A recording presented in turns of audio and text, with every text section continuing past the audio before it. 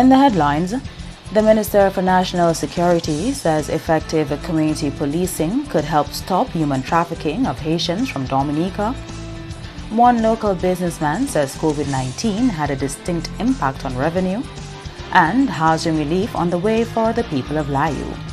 I am Andrea Louis with the Channel 5 News. Back with the details after this.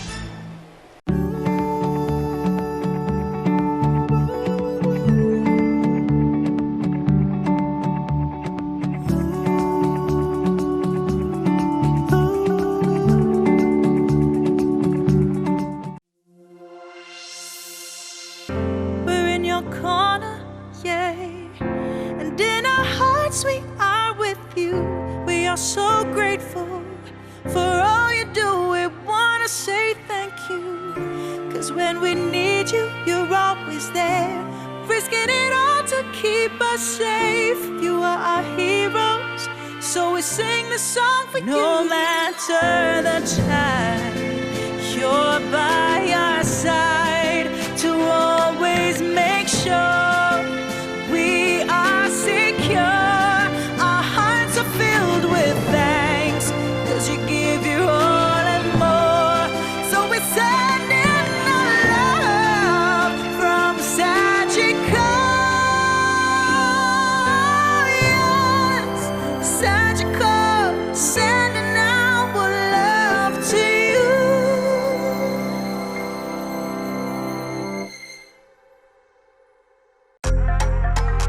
Flow helps you stay connected to what matters. Simple plans and a better network mean that you can enjoy 7 days of unlimited social messaging, 3 gigabytes of reliable data to use as you like, 700 local anywhere calls and texts with the always-on prepaid plan, all for $29. Keep your number when you switch to Dominica's most reliable LTE network. Buy wherever you top up. Switch to Flow. It only gets better. Thank you for staying with us. First up, Minister for National Security Reuben Blackmore says the human rights of Haitian nationals living in Dominica are being violated through human trafficking. Mr. Blackmore says the perpetrators will be brought to justice, but to do that, there must be a comprehensive community policing program. To engage all the various communities so they can share information. Because the Haitians who were intercepted in the BVIs were some locals who saw people coming up from the shore side.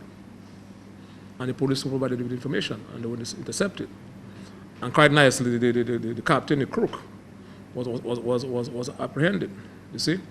So we need to get the guys with the boats who are going out there and packing in the Haitians like sardines, like we're going back to this days of slavery. You get my point? And we have to see it as having an appreciation for human life. You get my point? And understanding that you ought not to treat people because they are trying to fetch a better way of life in that manner. I think that is even more fundamental to the whole process. Blackmore says the police will be given the tools to go after those in the human trafficking trade. Because certainly the Haitians themselves have to be facilitated by our own locals. And they too are equally responsible and should be held accountable. And so we have a responsibility from a law enforcement standpoint to actually go after those culprits, those hooligans, and to ensure that they are dealt with once and for all. The police chief says most Haitians are law-abiding, but those who leave the island illegally will not be tolerated. For some time now, there have been some serious concerns about the Haitian nationals leaving the island illegally, as we see in local panels through the back door. Haitians come in illegally, and many are leaving the island illegally. Entering and leaving the island illegally are offenses under the Immigration Act, Chapter 1801 of the Dominica Revised Laws of 1990. Not only do Haitians commit these offenses, but many put their lives at risk. In recent times, many have lost their lives at sea, leaving Dominica illegally to travel to the French islands and as far as St. Martin and the United States Virgin Islands. I am calling on the Haitians to cease and desist from this activity with immediate effect. The Commonwealth of Dominica Police Force will do all in its powers to stop these activities.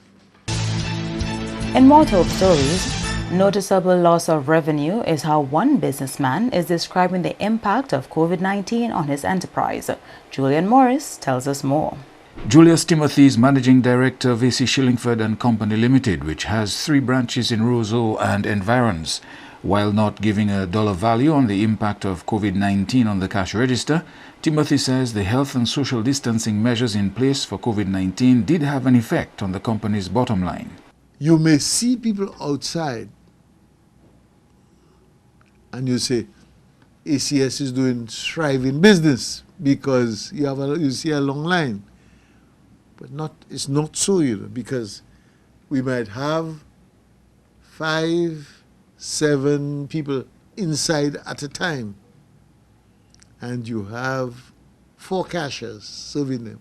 And at the end of the day, even if you may have had a long line out there, you will see from the sales, the actual money is a lot less. The reduced hours of operations also had a direct impact on the staff complement at the supermarkets. In our situation, for instance, we had 2 7-Elevens. One at High Street, one at Pottersville. Started at 7 in the morning, they went to 11 at night. And we had 3 shifts of workers. And right now, I mean, when it was 8 to 3 and whatever, it's only 1 shift. And we tried our best to keep the workers, but it's been difficult. Other entities managed by Timothy have also been negatively impacted with the lockdown measures. We had a guest house at Pottersville, you may be aware of that. Upstairs, the 7-Eleven, we had a guest house. We had, there were 8 rooms. We had to lay off all the staff. We employ security companies, and they are based on the number of hours. So that we have less to pay them. The restriction being lifted helped.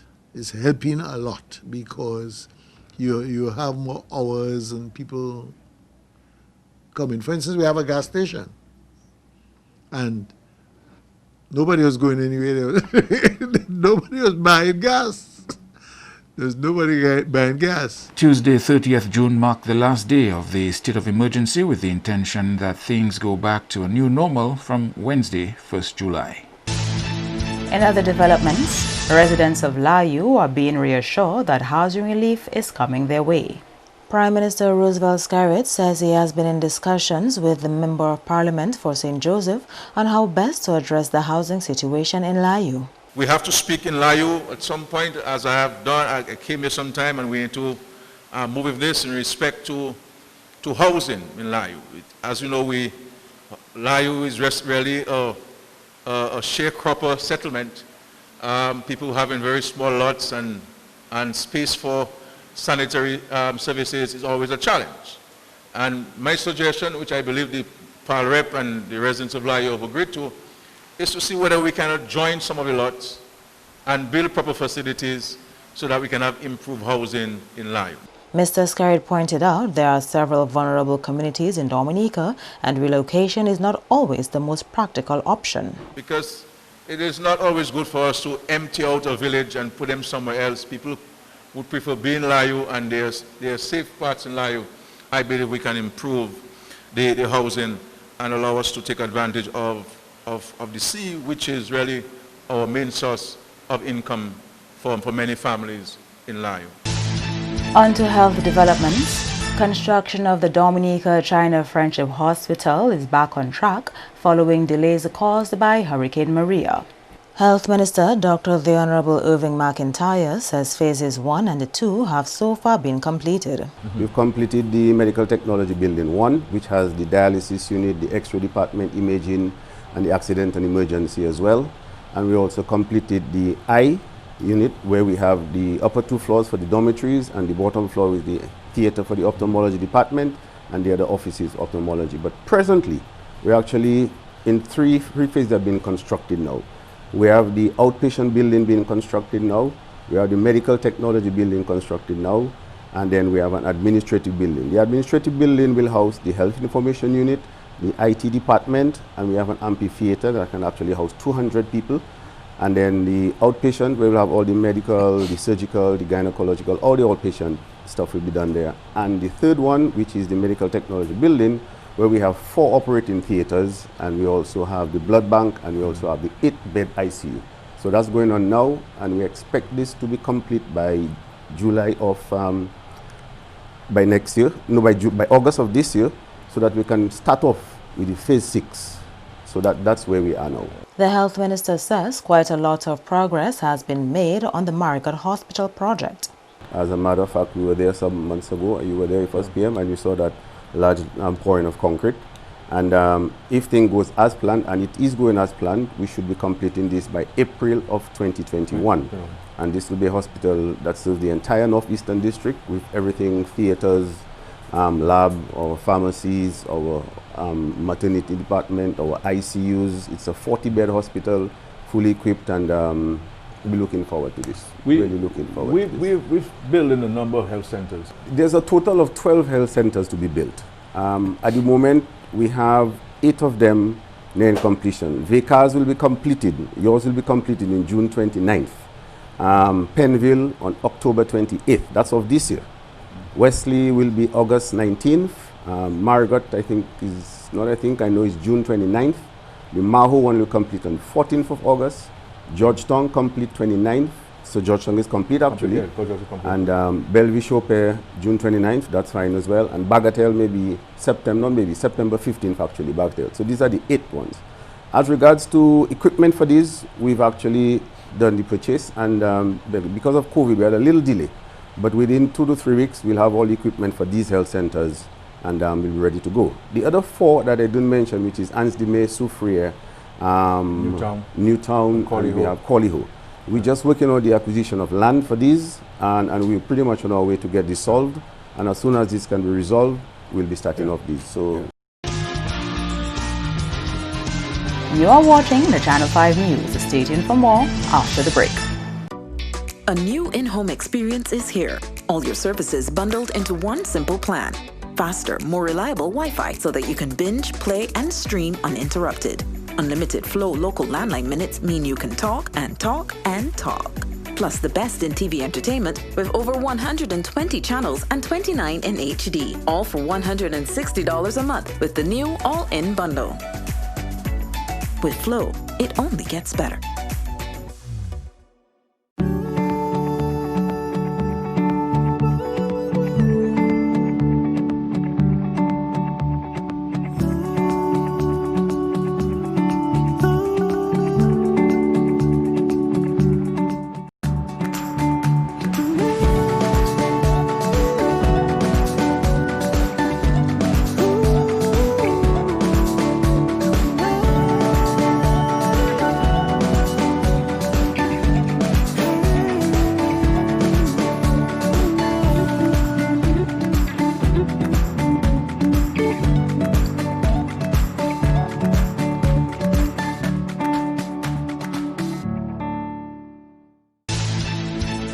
Welcome back. Over $100 million in benefits from Petrocaribe. Julian Morris has that story. The disclosure by Acting General Manager of Petrocaribe, Gibbs Stevenson. Stevenson was speaking on Monday at a ceremony to mark the 15th anniversary of the Petrocaribe agreement signed between Dominica and Venezuela.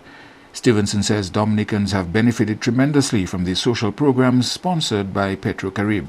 Another social project and programs alone, Dominicans have benefited approximately $100 million. The Petrocasa housing project, the sea defense walls in Soufriere, Honorable Charleston testified of that.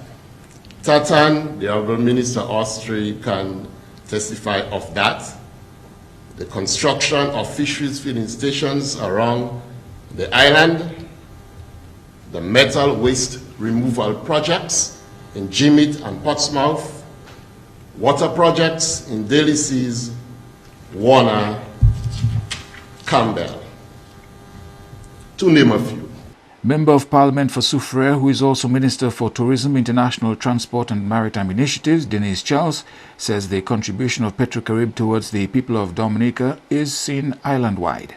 The advent of Petrocaribe led to many households eradicating coal ports, to many Dominicans, graduates at university level, a plant for energy security, the abattoir, 40 jobs at PDV Caribe, mutual respect among countries in the alliance, resilient homes for citizens, millions in infrastructural upgrades.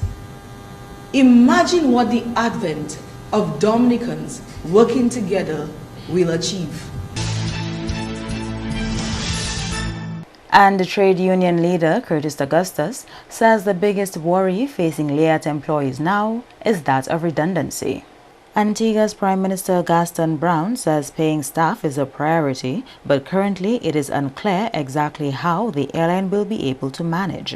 He says hundreds of jobs will be lost in the collapse that will not be recovered. Brown says while Liat will need to come back stronger than ever, it must also be smaller to adapt to the current climate.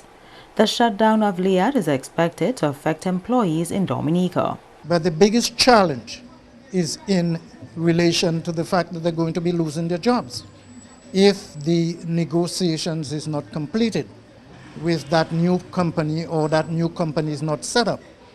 And all indications are that they are pointing towards September, because they had in fact given workers letters of extension of their layoff to September, by which time they thought or they hope that the new entity will be in place. Now, once that is finalized, because the question of the payments to the workers must be done prior to this, unless they can in fact negotiate the continuity of the service or the length of service of the workers with that new entity. So this is the challenge that we are going to have with the management of Liat. The liquidator have not been identified yet. Augustus says the union is unable to hold talks with a party who has not yet been installed. It will have to be part of our responsibility to look after the security of the workers. And as part of that, we will be looking at, in the case of Dominica, the question of the redundancy payment that will be due to the workers, and to ensure that they are able to receive their payments even before the question of the new entity falling in place. If the new entity falling in place is prepared to accept the question of the continuity of service, then our role will be made much easier. But if it is not, then the question of negotiation with Liat for the redundancy of the workers, knowing the financial challenge that Liat has, is going to be a very serious challenge for us.